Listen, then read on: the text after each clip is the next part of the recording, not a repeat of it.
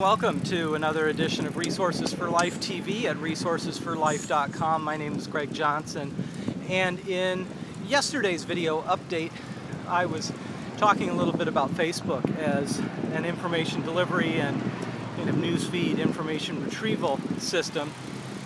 And today I want to talk about a website called Curbly, Curbly.com, and another website called Ning, Ning.com. And these two websites are really similar in how they offer the user experience. First, maybe while you're watching this video, you might want to go check out Curbly.com. What you'll notice on the main page of Curbly.com is an aggregate newsfeed of photos, comments, and blog entries. It seems to me it must be a pretty tight community because the content is usually high quality, the writing is high quality, the photos are quite nice. I don't see that they have any controls over who can join and who can post, and when I post content it shows up immediately, so I don't know how they're able to achieve high quality content seemingly without any controls in place. But I think it's because the nature of the Curbly.com community is such that people kind of respect the site, and there's sort of this unspoken standard of quality that people just automatically know that's what's expected of them or something. So anyway, what really makes the site interesting is that it's a site based on do-it-yourself projects and to some extent interior design. There's going to be some background noise here because of construction going on, so I'm just going to keep the camera rolling. For those of you who don't know, I'm using, I'm going to go ahead and bring the mic closer. I'm using my iPhone 3GS to create video.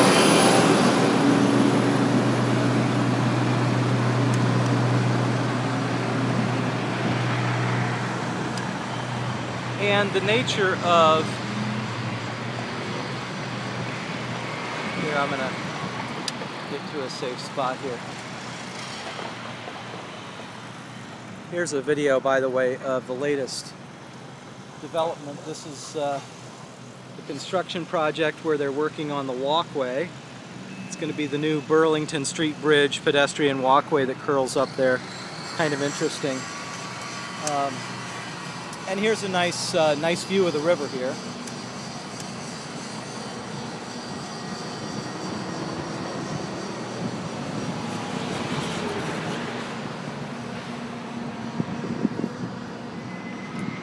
So anyway, I wanted to explain something about the iPhone 3GS video. Somebody responded to yesterday's broadcast and asked if that's indeed how I was making these videos, and yes it is. I'm just using the iPhone 3GS to record the videos, and then I just push a button on the iPhone or touch the screen to upload the video. And one of the benefits to that is that I don't have to transfer the video to a computer and then edit the video and then export the video and then upload the video to YouTube. I can just do a direct broadcast from the phone, and so it saves a lot of time. The only drawback to it is that, you know, when there's background noise or when there's like a little blooper or something that I want to take out of the video, the software currently doesn't allow that. It would let me trim it. I can pick the start and end points of the video, but I can't really go in and take something out like back there where there was a lot of construction noise, you know. So anyway, I wanted to explain that. When the iPhone 3GS first came out, I started the same day broadcasting these videos up to YouTube, and was really impressed with the quality and the ease of use of the iPhone 3GS for video recording and production.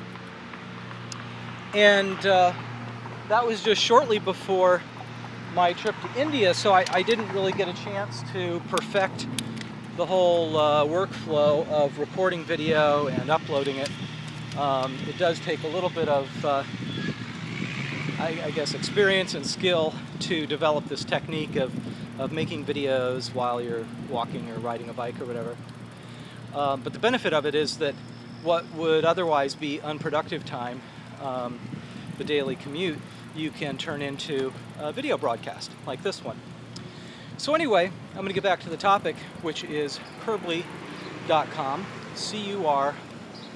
Curbly.com.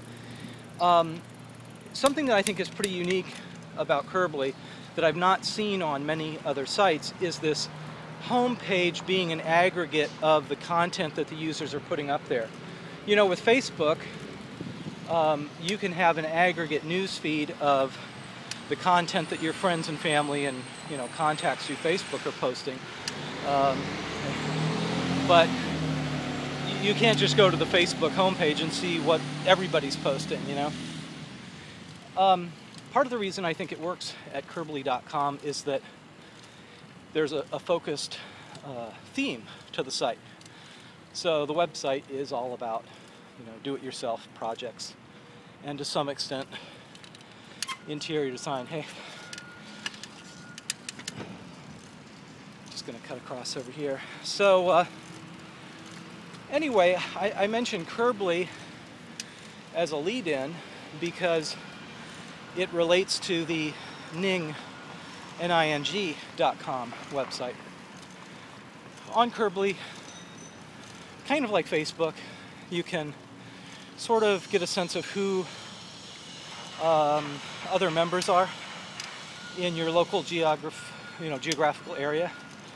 So that's kind of cool. It has a little bit of social networking built in. You can see for your friends, you know, who their friends are. That's kind of cool. And it basically lets you have a blog and post photos, put up some writings, and it has a nice interface. So when Curbly was first launched, which was, I think it was 3 years ago, I contacted the web host and the designers, actually, of Curbly, and I wanted to know, you know, what technology they were using,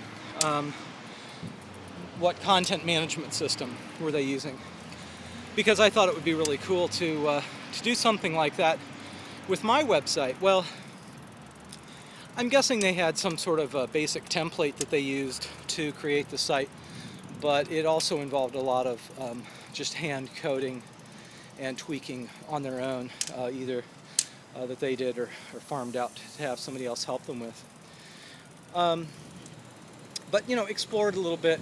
You'll get a sense of what I'm talking about. I just think it's a really nice site. And I guess a point that I'd want to make also is that there is probably, other than, let's say, Facebook and some of these general social networking websites, there's probably no single website that encapsulates everything. So the websites that focus on a specific topic, like bicycling or running or hiking or whatever, these websites tend to create kind of a tight following of people. Sorry about the background noise there. I'm just going to pull around the corner here. There's a lot of buses.